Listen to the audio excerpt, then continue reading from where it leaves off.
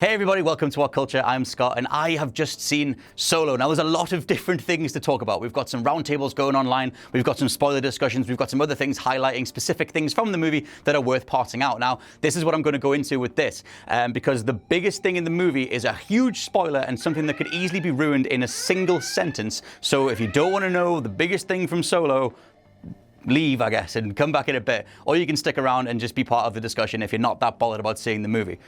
So, with everybody sticking around, the biggest thing in Han Solo is the return of Darth Maul. Now obviously the character was severed in half by Obi-Wan Kenobi in episode 1, and he's very much done. I mean, the arc of the character in that movie was the hero's victory to slice him in half and let him be done. Now Maul's legacy kind of continued from there because he had a really cool screen presence, even though he's just a big bad, and even though the voice of him, Peter Serafinowicz, was like, I was just told to do an evil voice. That was all the character was meant to be, and nothing more than that. But he lived on, at least in terms of the fandom, leading to the Clone Wars resurrecting him, and letting the character live on a bit, only for Obi-Wan to kill him again.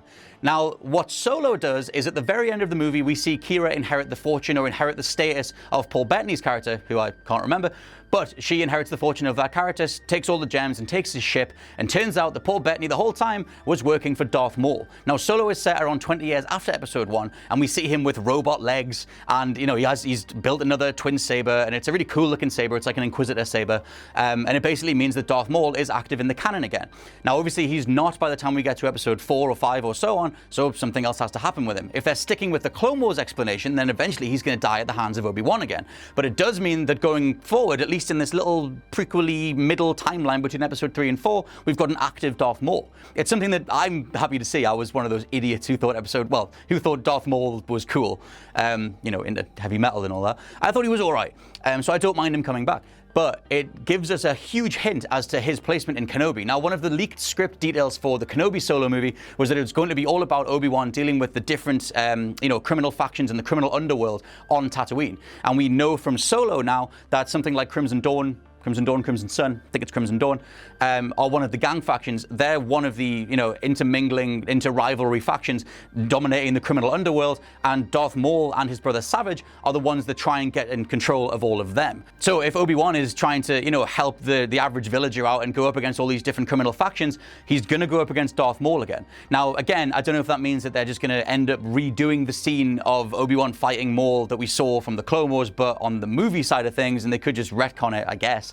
But either way, it gives us a huge hint as to, it gives the Kenobi movie a little bit more of, I don't know, some stakes. It gives you something to look forward to. I mean, the average fan would probably want to see Obi-Wan versus Darth Maul again, even if the character could be described as just an evil dude. But there's at least something more to it. If the Kenobi movie is going to delve into the idea of all the criminal underworld stuff, that comes from the cancelled TV show that was also supposed to be about all the smuggling rings and all the different ways that, the criminal underbelly operates. Maybe all those things are going to be going across into Kenobi, and we're going to be seeing Darth Maul in that movie too.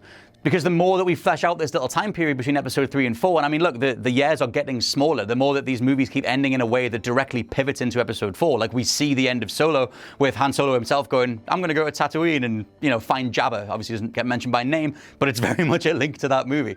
That time period's getting smaller and smaller, which implies that a Darth Maul Kenobi thing could totally happen.